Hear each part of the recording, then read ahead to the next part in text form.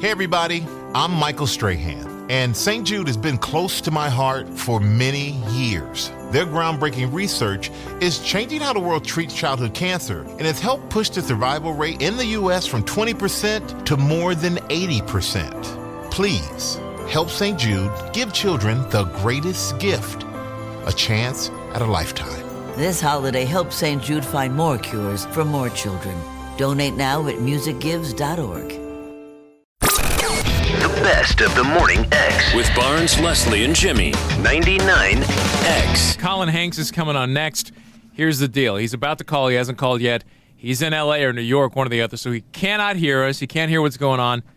We want everyone to call in. The Roswell fans, you can ask him a question, but everyone's got to have an accent. Now, he plays Alex on Roswell. And we know that it's kind of up in the air as to the future of the show, and a lot of fans are writing the network. And we'll talk to him about that and get, and try to help them out. But sure, everybody's got to speak with an accent. And I don't know if you just mentioned it or not. He is the son of Tom Hanks. Yes. I didn't know Tom had a son, and I guess Colin is like 20 years old. It's from his first wife. Like that. Mm-hmm. So he had kids from his first wife. I guess so. So there'll be stuff to talk to Colin Hanks about. If you call and ask him a question, like we said, has to be in an accent. Any kind. Make English, it an accent. Australian, whatever.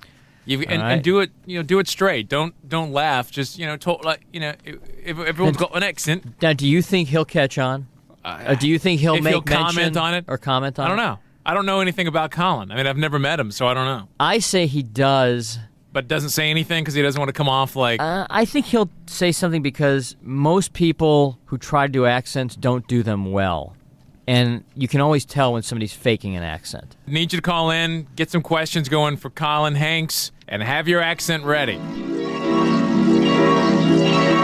It's New Rock 99X. Atlanta, the #1 market for the WB. A lot of watchers of all the WB shows. Roswell, it's on the vine. It's no secret there. It's in a very tentative position right now in the WB. It's moving to Monday night, so you're going to see what happens. Starting tonight.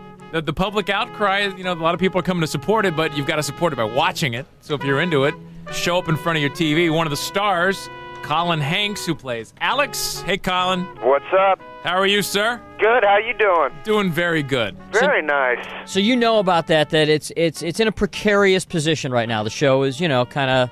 I'm reminded about it on a daily basis. Now, we read this morning about 3,000 fans have sent letters and bottles of Tabasco to the network. What? I got to admit, they've really gone to bat for us, yeah. And for that, I cannot thank them enough. This whole bottle campaign is just it just makes me laugh. I just think it's so cool, and they really seem to dig the show, and that really makes us, although we are sort of nervous about this big move, it really does sort of make us feel a little bit better to know that, we got a core group of fans out there that really seem to be digging the show and really like the show and hope that it comes back. I like the show. Colin, what's weird, though, is when these shows have these public outcry sessions, why isn't it showing up in the ratings?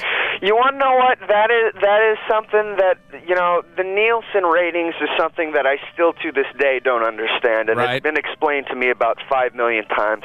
You saw it with Freaks and Geeks earlier this year, which was one of the best shows on TV, hands down, and yet it still got canceled. Because the thing is, no matter how much you tell people to watch it, if they don't have a Nielsen box, technically, the executives don't really look at that. They only look at the Nielsen ratings, which is something that, I don't understand. Sometimes I don't know anyone who's got a Nielsen box. Don't you think it takes time, though, to build a following for a show? It does. It definitely takes time, and I think that's one of the problems with the way that things are sort of run is that, shows don't really get some growing time and are able to grow a fan base. Yeah, and that's one of the reasons why I think we're so lucky is although we've only been on for a couple of months, fans really seem to be liking the show, and they're going to great lengths to bring publicity to it so that people know that about this show. I watch it just so I can hear Dido at the beginning. There it is. The old Dido opening theme song that brings them in. What is your background? But before you did Roswell, I mean, isn't this the debut? Your professional acting debut? The first first episode. The pilot for Roswell was my acting debut. Besides that, I did theater in college and in high school, and that was about it. But it was about a year and a half ago that I said, okay, I'm really going to try and do this as a profession, because I can't be a part-time college student anymore. Were you leery using Hanks? Did you think the pressure?